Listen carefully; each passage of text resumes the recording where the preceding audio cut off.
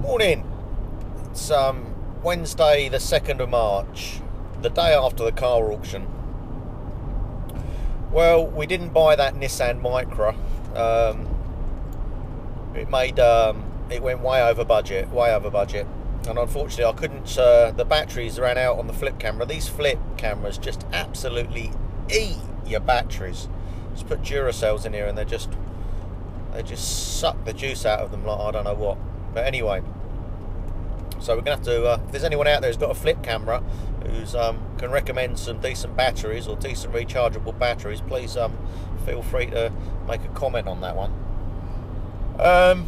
So what we ended up buying was, well, actually last night it was a provisional bid. £350 was my bid, and it was on a Ford Escort, R registration. So it was actually about the same year as those two cars we've just scrapped. And like I say, it was a provisional bid of £350. What that means was, or what that means is that the seller of the vehicle had put a reserve on the car. Now, I spoke to the auctioneer at the end of the night, and the reserve on the vehicle was £400, which was obviously, with the buyer's fee, that was going to take us over our budget. So, like I said to the auctioneer last night, I said £350 is the maximum I'm prepared to pay for the vehicle. Take it or leave it, basically. And they couldn't make contact with the seller last night, but they have done this morning. They've contacted me this morning. They've just phoned me up, and they said, yep, the bid of £350 has been accepted. So with the buyer's fee, we're going to be around about the £390 mark. So I would imagine we're going to be bang on budget with that. So we're going to pick that car up, and then I'm going to show you basically how to prepare it for sale. I'm talking about retail sale now. So we're going to prepare the vehicle for retail sale. Hopefully, all being well, if the vehicle's okay, because buying at auction is a gamble. It is a big gamble, and over the course of these next days and months, I'm going to be showing you all the tricks that I've learned over the years, and all the things to look out for when buying at auction. Basically, just to help you if you decide, part of this project you're going to utilise is going to be, buying and selling cars. Because remember, like I said, we're not just going to be buying and selling cars, we're going to be doing other things as well. But if you decide that's a route you're going to go down, and you're going to follow in my footsteps, then please, take note of what I say with regards to buying at auction. It is a gamble, and you never know what you're going to buy. Obviously, you don't get to road test the vehicles. You only get a chance. As I showed you last night, the only chance you really get to look at them is around the car park before they go through the auction ring. Now, and especially this time of year with a late auction like that. I mean, we're March. It's at 6:30 last night. I was filming, and it was pitch black out there. So you got to have a torch with you so you can have a good look around, and try and get at least under the bonnet of the car before it goes in. Now, depending on what auction you go to, you'll find that some of them will be locked right up until they're going through on the sale, so you can't actually get to look through. Like that one last night is just that just that case. It's not an auction where you can freely look around the cars. The cars are all locked up until they're just about to go through for sale. So you've only got a short period of a few minutes to ask the driver of the vehicle to release the bonnet, get the bonnet up, and then do all the checks under the bonnet, which you would normally do when buying at auction. And those checks I will show you in another video. So so we're going to go and pick that up a little bit later on. Go and retrieve the vehicle from the auction house, and then, like I say, we're then going to prepare the vehicle for sale, retail, and I'm going to show you how to advertise the vehicle for maximum effect and maximum response for as minimal outlay as possible. Okay guys, so that's basically it for now, and I'll speak to you shortly. Okay, so here we are, the auction. Just got the keys from the key office for the Escort, and I have to say I'm a little bit disappointed because we've gone £10 over budget. The total bill was £410. I was going to show you the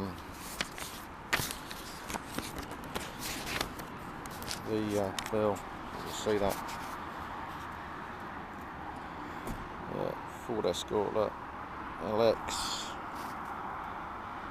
£410, £350 what we paid for the vehicle, £50 buyer's premium. Of course, what I forgot to add on was the 20% VAT, because of course the VAT's gone up, hasn't it, in January, so we're £10 over budget.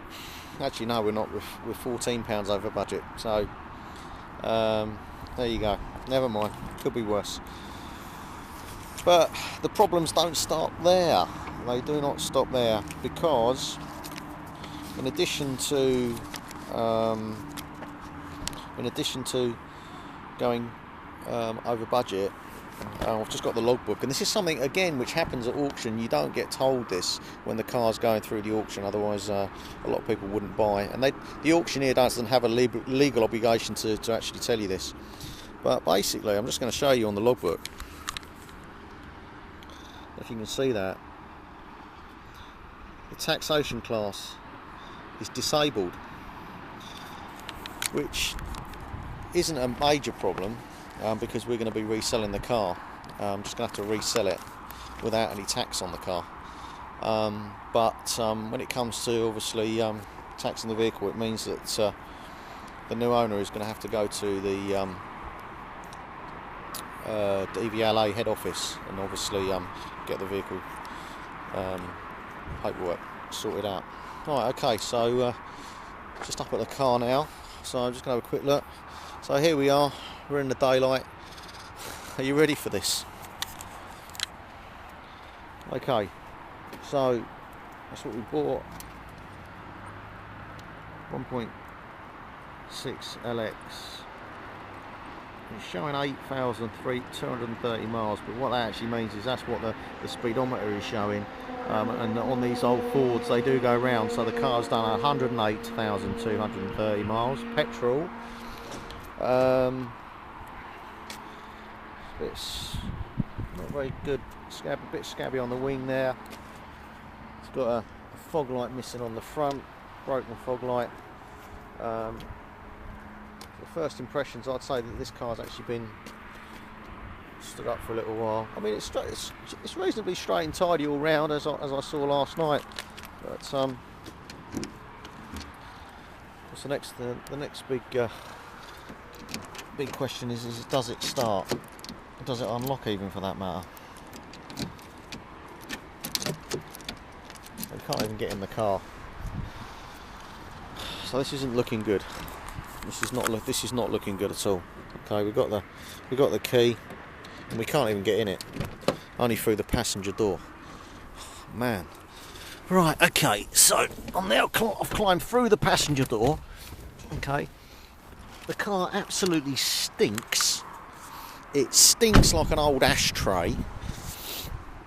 The smell is horrendous. I can't begin to describe the cigarette smell as I got in the car. Was just, well, it is. It's awful. So whoever's owned this car before, the disabled gentleman who had this vehicle before, actually, I'm beginning to feel physically sick sitting in here. Physically sick. It's horrible. It's horrible. Horrible smell. Well, actually, it does make me feel I'm going to gag. What a horrible car. Okay, so we're going to have to do a serious amount of work on the inside, getting the smell gone for a start. Going to have to look at that door handle, that lock. Probably do something with that. It's got, I'm just going to show you. It's showing 1/4 tank of petrol in it. Well, that's a bonus. At least it's not on fumes. But then we haven't started it yet, so You know, that could be another horror story, as they say. Okay, so let's start it up and see what happens.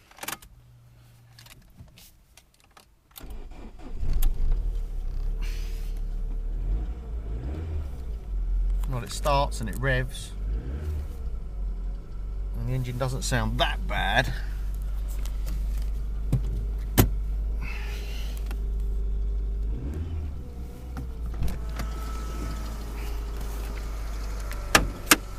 Just gonna have a quick look under the bonnet. Good tyres on it.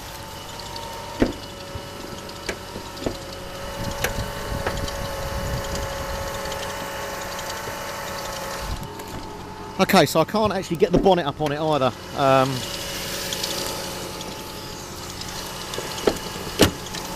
can with a tug. Right, what have we got? What have we got under here?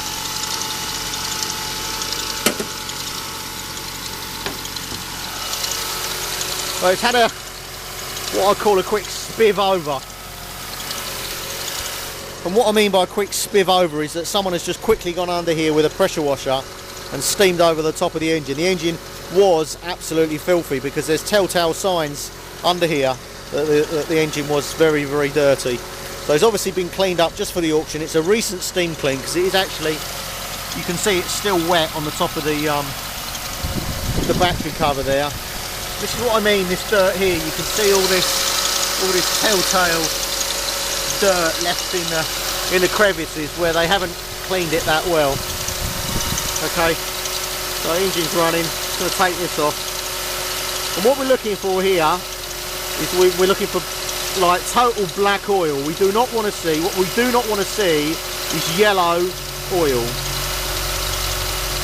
Okay, so that's nice and black. Now that is a good sign, because if that was yellow, then we'd have a problem there. We would have a problem. Okay, so I don't like the sound of that pulley. The pulley actually sounds like that's got a bit of a squeak there.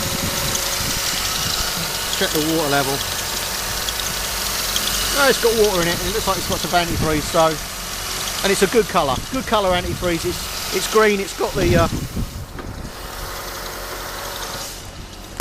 Sorry for that. Just looking at the sky while I turn it up. So yeah. So that's. Oh. Right, the clutch is really heavy. It's got a heavy clutch on it. And I don't know if you heard that crunch then when I went to put it in reverse. It's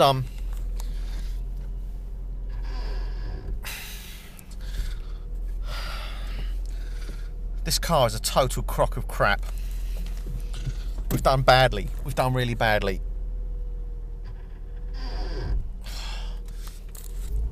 Needs a clutch.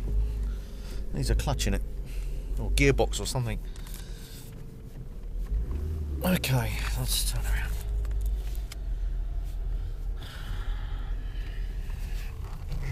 I hate this car. I hate this car. It drives awful. It changes gear badly. It's a wreck. The brakes sound like they're grinding.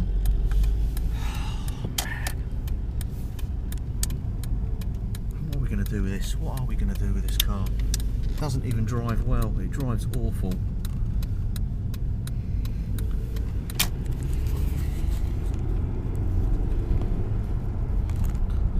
I'm pissed. I'm really pissed off. Because this is what happens, you see, at auction. You know, you buy a car, totally, you know, it's a risk. Everything's always a gamble. I was on a high until now. It's just all over the place. The car is just all over the place. It's all over the road. Anyway, on the plus side, it hasn't actually boiled up, although I think there's a problem with the reverse gear. Probably the clutch. Actually, the clutch is really, really bad. So obviously, we're gonna have to. I think all we can do here with this car, to be honest, is don't know, scrap it.